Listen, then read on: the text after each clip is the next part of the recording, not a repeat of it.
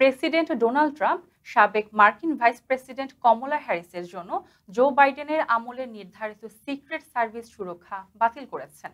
হ্যারিসের এক উপদেষ্টার বরাতে এই তথ্য জানিয়েছে ব্রিটিশ সংবাদ মাধ্যম বিবিসি।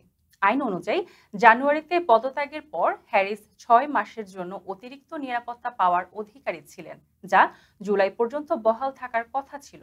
তবে তার সাবেক বস জো বাইডেন একটি নির্বাহী আদেশে সে সুরক্ষা আরও 1 বছরের জন্য বাড়িয়েছিলেন, কিন্তু ট্রাম্প গতকাল 28 আগস্ট এক মেমোতে স্বাক্ষর করে সেটি বাতিল করেন।